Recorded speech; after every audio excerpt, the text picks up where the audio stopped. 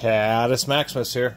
The only reason I'm really doing a video about this little brass Centrium Vitamins paperweight, it's about 3 inches in diameter.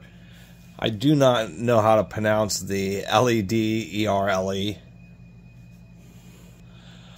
but there's a big American corporation that isn't around by quote-unquote name anymore, but their legacy certainly is. They ended up getting kind of split apart and bought up by a lot of big corporations that are in existence today, such as Pfizer and BASF.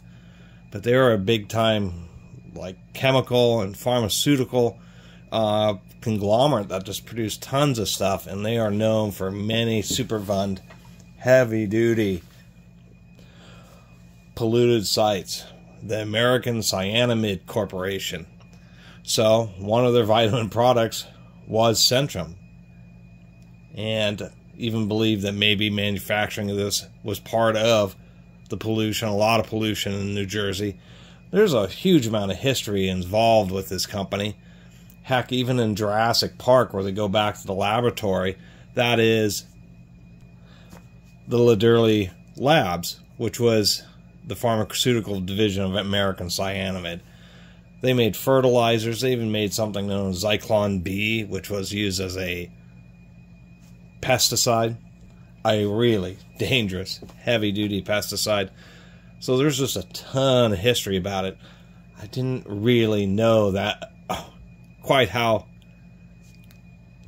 undistinguished, I guess, the history of Centrium and the corporation that came up with it really was, and that's to put it exceedingly lightly. As far as the sundial, it's not really worth anything. It does work. I mean, if you're at the equator, then you actually have a pin because the sun is over center. But of course, with sundials, it's just as the sun goes around, the shadow that it's cast goes over the numbers, and that's how you tell time. The biggest thing is you just have them aligned so that the shadow is right over the quote-unquote 12 o'clock position, right at sunrise, or first light, to where you can see the shadow. That's the 0 point, and then you just count the hours along the way. Kind of a shame, just I guess kind of an interesting part of history. I have like a little pellet from a defunct nuclear power plant, like a souvenir cast in plastic.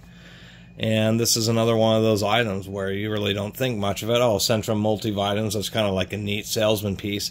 But you do a little bit of research into the company and your eyes really get opened. And so that's kind of why I wanted to make a little video about this. Maybe to encourage a few people to look at the Wikipedia page of the American Cyanamid Corporation. And there is a very deep rabbit hole to follow regarding that company. The company that ultimately came up with little brass sundials to advertise Centrium multivitamins. Anyway, thanks for watching.